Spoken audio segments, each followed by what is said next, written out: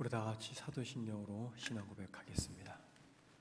전능하사 천지를 만드신 하나님 아버지를 내가 믿사오며 그 외아들 우리 주 예수 그리스도를 믿사오니 이는 성령으로 잉태하사 동정녀 마리아에게 나시고 본디오 빌라도에게 고난을 받으사 십자가에 못 박혀 죽으시고 장사한 지 사흘 만에 죽은 자 가운데서 다시 살아나시며 하늘에 오르사 전능하신 하나님 우편에 앉아 계시다가 저주서 산 자와 죽은 자를 심판으로 오시리라.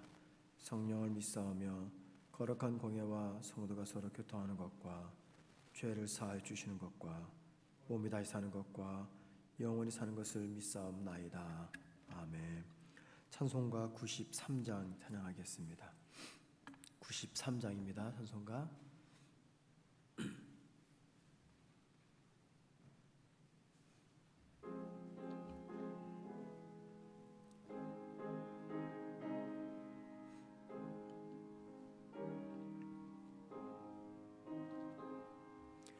예수는 나의 힘이요 내 생명 되시니 구주 예수 떠나가면 죄 중에 빠지리 눈물이 앞을 가리고 내 맘에 근심 쌓일 때 위로하고 힘주시리 주 예수. 예수는 나의 힘이요 내 친구 되시니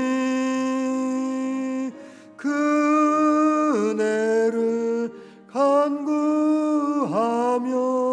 풍성히 받으리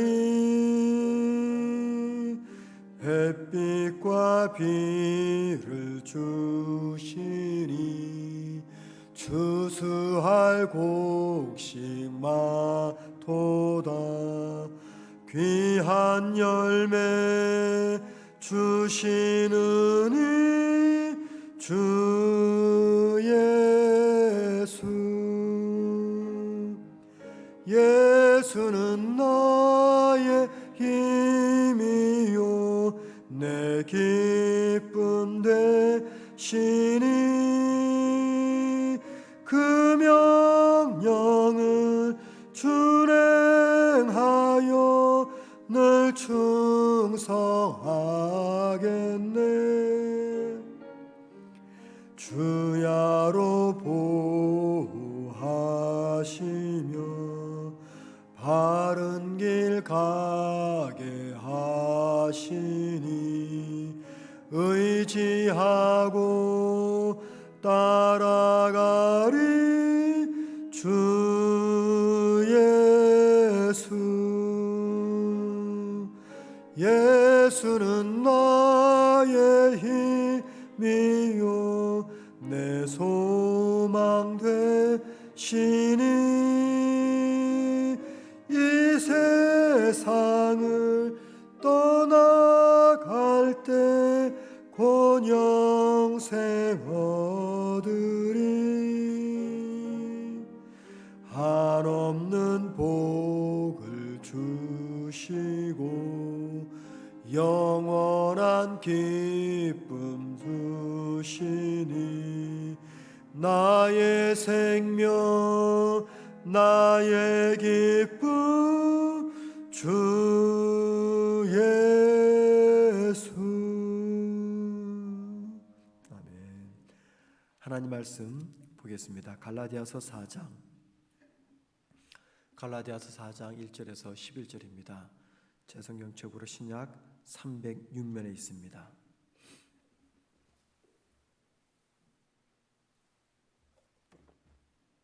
갈라디아서 4장 1절에서 11절입니다.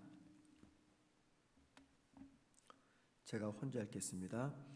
내가 또 말하노니 유업을 입을 자가 모든 것의 주인이나 어렸을 동안에는 종과 다름이 없어서 그 아버지가 정한 때까지 후견인과 청지기 아래에 있나니 이와 같이 우리도 어렸을 때에 이 세상의 초등학문 아래에 있어서 종노릇하였더니 때가 참에 하나님이 그 아들을 보내사 여자에게서 나게 하시고 율법 아래 나게 하신 것은 율법 아래에 있는 자들을 속량하시고 우리로 아들의 명분을 얻게 하려 하심이라.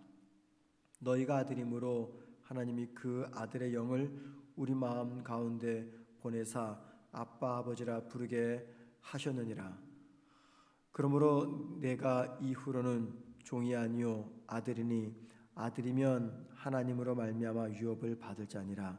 그러나 너희가 그때에는 하나님을 알지 못하여 본질상 하나님이 아닌 자들에게 종노릇하였더니 이제는 너희가 하나님을 알 뿐 아니라 더욱이 하나님이 아신 바 되었거늘 어찌하여 다시 약하고 천박한 초등학문으로 돌아가서 다시 그들에게 종노릇하려 하느냐.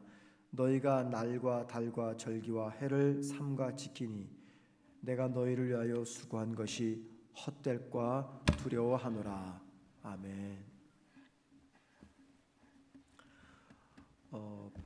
바울이 갈라디아서를 쓸 당시 지금의 지중해 연안의 나라들, 이집트, 또 그리스, 로마, 이스라엘 등등의 나라는요, 이 그리스 문화를 많이 영향을 받았습니다. 그리스 문화 중에 그 당시 이런 그 문화가 있었어요. 아버지가 그 아들을 가르치기 위해서 자기가 직접 가르치지 않고 개인 교사, 즉 가정 교사를 두었습니다. 그 가정 교사는 자기 집에 있는 종들 중에서 가장 똑똑한 사람.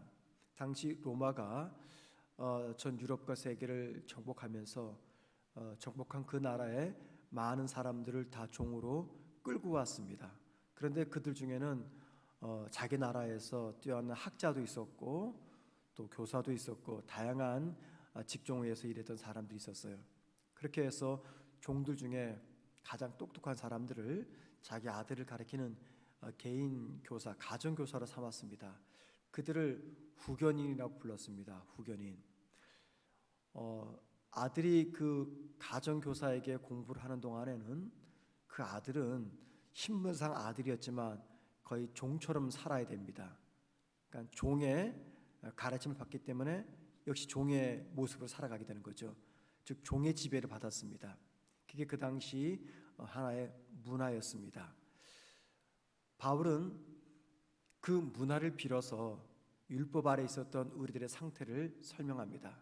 아들이 어느 정도 공부가 다 마칠 때쯤 되면 아버지가 이제 종에게 이제 그만 가르쳐라 라고 말하면 그때 비로소 아들은 다시 원래의 아들의 신분으로 회복이 됩니다. 그땐 더 이상 가정교사였던 종의 가르침 받지 않고 종의 지배를 받지 않게 됩니다. 바울은 오늘 본문에서 바로 율법이란 그 후견인과 같다라고 말합니다. 율법 아래에서 살던 우리는 자유인이었는데 율법의 지배를 받다 보니 종의 신분으로 살게 되었습니다. 그러다가 어느 때가 되었을 때 하나님이 예수 그리스도를 이 땅에 보내셨죠. 바로 그때 우리가 후견인이었던 율법으로부터 자유인으로 벗어나는 때가 된 것입니다. 오늘 본문은 이제 그런 이야기들을 하고 있습니다. 3절에서 주님이 이 땅에 오기 전에 사람들이 율법 아래 있던 때를 이렇게 말합니다. 이 세상이 초등학문 아래에서 종노릇 하던 때라고 말합니다. 이 세상의 초등학문, 율법이죠.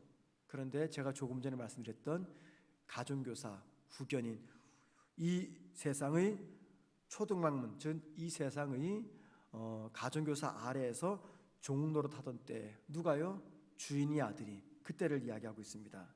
이 말은 그러니까 율법의 지배를 받고 살았다는 말입니다. 그러다가 이제 주님이 오신 뒤 율법의 지배를 받는 율법의 종이 아니라 자유의 아들들이 되었다라고 말합니다. 그리고 그리스도 때문에 우리가 하나님의 자녀가 되어서 아버지의 유업을 물려받게 되었다라고 말합니다. 여기서 말하는 아버지의 유업이란 하나님의 나라 또는 하나님의 자녀가 되는 특권, 권세를 이야기합니다. 갈라디아 교인들은 바울이 전하는 복음을 들었습니다. 그리고는 율법의 속박에서 벗어나서 자유인, 즉 하나님의 자녀가 되었습니다. 그런데도 그들은 자꾸만 할례를 받으려고 하고 자꾸만 율법을 지키려고 한 것입니다. 이게 무슨 말이냐면 이제 다 가르침이 끝나가지고 아버지가 이제 더 가르치지 말아라 라고 말해서 아들은 이제 아버지 아들로 복구가 되었는데 자꾸만 예전에 그 종의 아래에서 공부를 배웠던 후견인 아래에서 공부를 배웠던 그 상태로 자꾸만 돌아가려고 했다 그 뜻입니다. 이런 갈라디아 교인들을 향한 바울의 답답한 마음이 담긴 말씀이 오늘 본문에 나오는 9절 말씀입니다. 여러분 9절 말씀 보세요. 이제는 너희가 하나님을 알 뿐 아니라 더욱이 하나님이 아신 바 되었거늘 어찌하여 다시 약하고 천박한 초등학문으로 돌아가서 다시 그들에게 종 노릇하려 하느냐. 여기 천박한 초등학문은 할례 또는 율법을 말하고 그들에게 종 노릇하려 하느냐, 이 말은 율법의 지배를 받았대. 그러니까는 바울의 문화 속에서 볼 때 초등학문은 가정교사고 종 노릇은 말씀드린 대로 신분상 주인의 아들인데도 자꾸만 종의 구속, 종의 그늘로 돌아가려는 아들의 모습을 이야기하는 것입니다. 바울이 본문에서 강조하는 것이 있습니다. 상반되는 두 표현이 있는데요. 8절 말씀 보면 그때라는 표현이 있습니다. 그러나 너희가 그때에는, 이와 대조되는 표현이 9절에 나오는 이제는이라는 표현입니다. 8절에 그때에는, 9절에 이제는, 이 두 표현은 상반됩니다. 여기 먼저 8절에서 말하는 그때에는, 그때가 언제입니까? 갈라디아 교인들이 후견인, 즉 율법 아래에서 살던 때를 말합니다.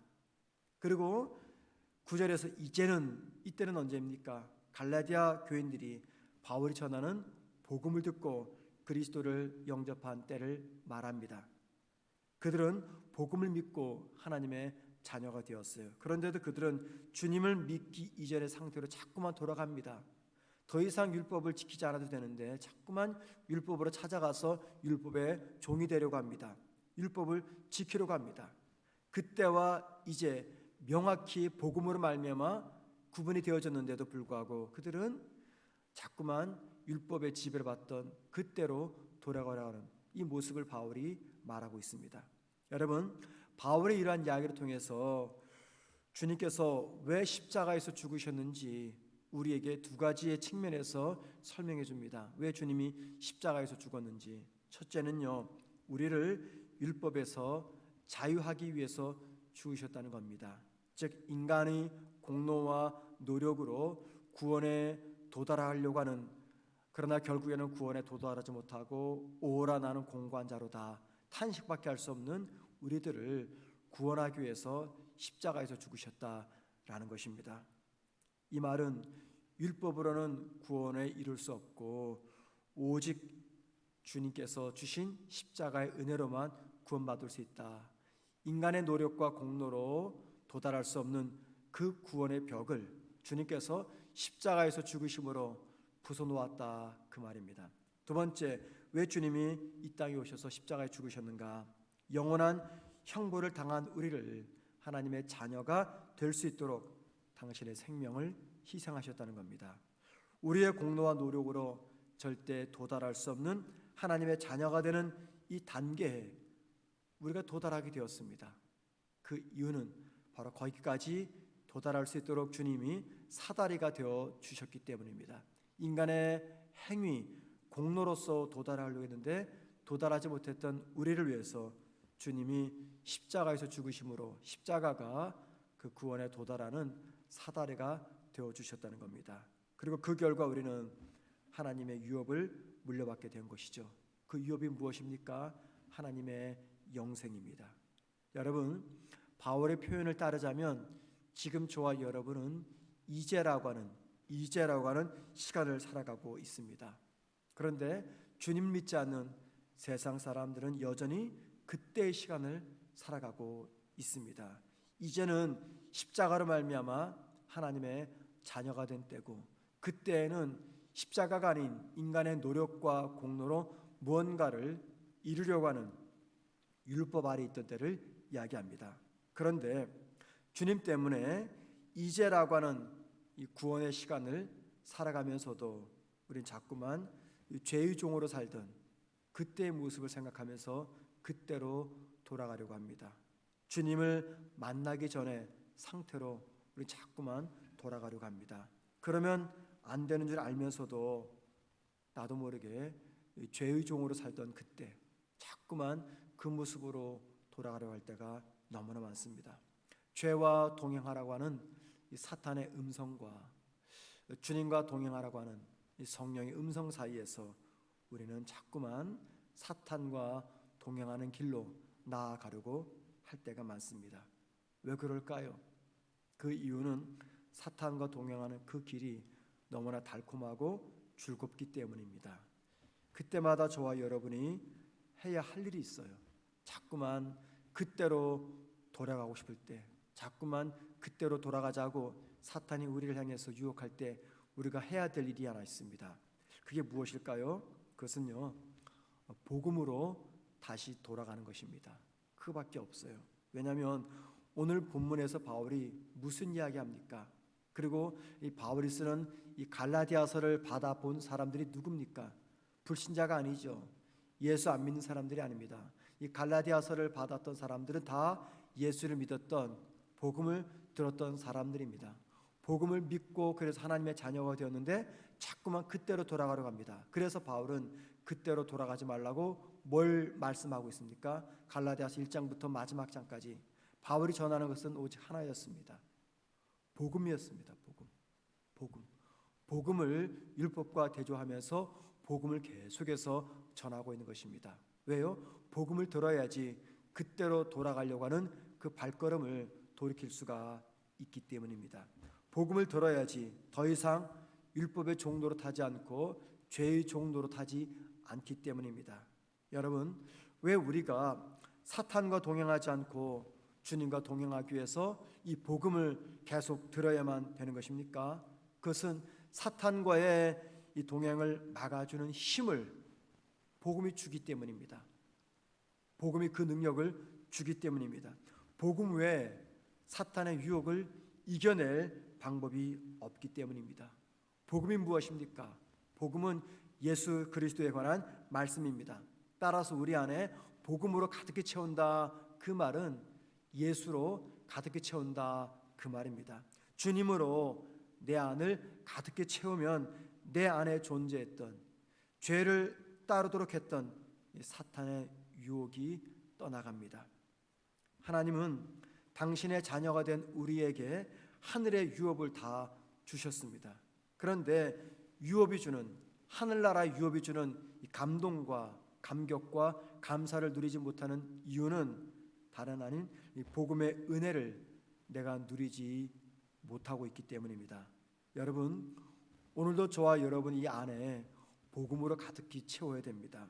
복음으로 채운다는 것은 성경적 지식으로 채운다는 게 아닙니다. 성경을 아무리 많이 읽어도 복음을 채운다는 것은 다른 개념입니다. 복음을 채운다는 것은 이 복음의 주인공이신 예수 그리스도를 내 생각과 내 마음으로 가득히 채운다는 것입니다. 주님으로 내 안을 가득히 채울 때 우리는 세상을 따르지 않게 됩니다. 오늘도 우리는 이제라고 하는 시간대를 살아가고 있는데 자꾸만 그때로 돌아오라는 사탄의 유혹을 받으면서 살아가게 될 것입니다.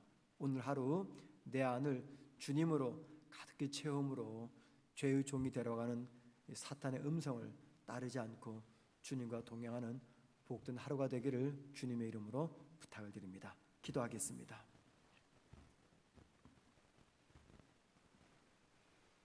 하나님 아버지, 오늘도 우리를 잠에서 깨워 기도 자리를 불러주시니 감사합니다. 내 힘으로 된 것이 아니라 성령께서 도우신 줄 알고 감사와 찬송과 영광을 하나님께 올려드립니다. 하나님, 오늘 하루도 우리 사랑하는 귀한 성도들 복음으로 채워서 주님으로 채워서 주님과 동행하며 그 주님을 의지하는 마음으로 죄의 종이 되라는 사탄의 유혹을 이겨내는 모든 성도들 되게 하옵소서. 오늘 하루도 우리 주님이 기뻐하시는 삶을 살 수 있도록 성령님 우리 모두를 도와주옵시고, 무엇보다 오늘 수요 예배를 드리는 날입니다.